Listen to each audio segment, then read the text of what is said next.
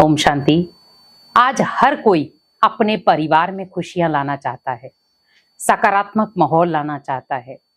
परिवार की खुशियों के साथ साथ अगर सकारात्मक माहौल हो जाए तो जीवन ही खुशहाल बन जाए। लेकिन आज परिवार में बढ़ती तनाव और बढ़ती दूरियां या बढ़ता टकराव बहुत चिंता का कारण बन रहा है। आज आप देखें, परिवार में दिन ब दिन समस्याएं बढ़ती जा रही हैं, भले वो बच्चों से संबंधित हों या रिश्तों से संबंधित हों। समस्याएं खत्म होने का नाम नहीं लेती। व्यक्ति कई बार इतना कमजोर हो जाता है कि मैं समस्याओं का सामना कब तक करूं, कब तक इन्हें सहन करूं। हमारे घर का माहौल दिन ब दिन नकारात्मक ही बनता जा रहा है। दिन ब दिन हमारे घर में कला कलेशी बनता जा रहा है। लेकिन मुझे अपने घर को सकारात्मक ऊर्जा देनी है। वो कैसे दें?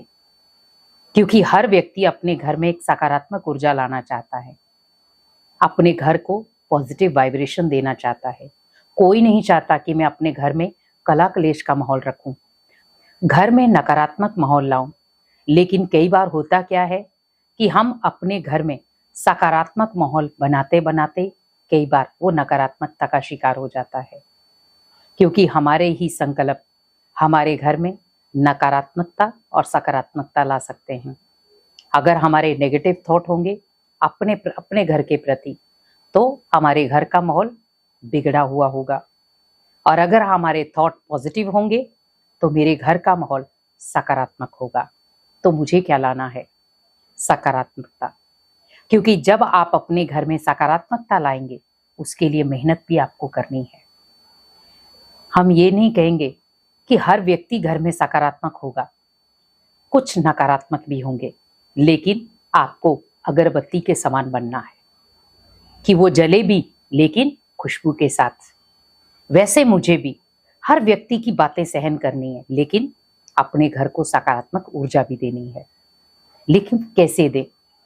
कौन से संकल्प दें जिससे हमारे घर का माहौल सकारात्मक हो जाए? आपको संकल्प क्रिएट करने हैं जिससे आपके घर का माहौल खुद ब खुद सकारात्मक हो जाएगा। आप फील करें कि मेरे घर में बहुत शुद्धता है, क्योंकि जब आपका घर शुद्धता से संपन्न होगा, आपके घर में खुद ब खुद पॉजिटिविटी आना शुरू हो जाएगी।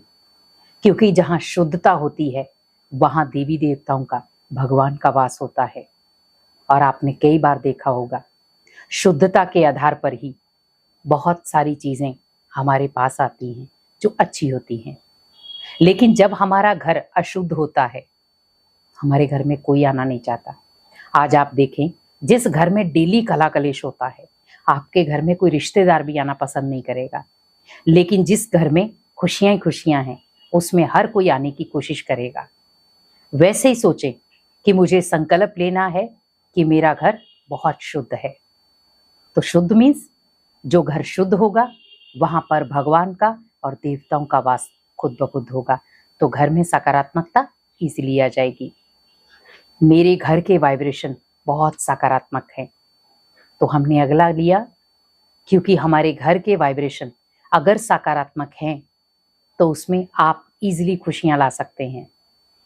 और मेरे घर में जब सकारात्मक ऊर्जा है, सकारात्मक वाइब्रेशन है, तो भले कितनी भी आत्माएं उसमें नेगेटिविटी लाने की कोशिश करें, आप उसे क्रॉस कर सकते हैं। आपने कई बार देखा होगा, टीवी में या फिल्मों में भी आपने जैसे देवी देवताओं की लड़ाई देखी होगी, उसमें क्या दिखाते हैं कि असुरों ने बाण मारे, लेकिन जब वो देवियों के पास पहुंचे तो वो बाण फूलों के साथ कन्वर्ट हो गए, वो बारिश के साथ कन्वर्ट हो गए। तो वैसे ही सोचें कि अगर कोई नेगेटिव ऊर्जा दे भी रहा है, लेकिन मेरे घर के वाइब्रेशन इतने पॉजिटिव हैं, इतने सकारात्मक है कि वो नेगेटिव ऊर्जा मेरे घर की दहलीज के बाहर ही रह जाएगी, घर में वो आएगी ही नहीं। और उसी के साथ मुझे अगला लेना है कि मैं खुद भी बहुत पावरफुल हूं। तो आप सोचिए, जब आप खुद पावरफुल होंगे, आप अपने घर के मेन सुरक्षा कवच बन जाएंगे। तो आप ये फील करें कि जो भी समस्या आएंगी वो मुझसे टकराएंगी और मैं उन समस्याओं को इजीली खत्म कर सकता हूं।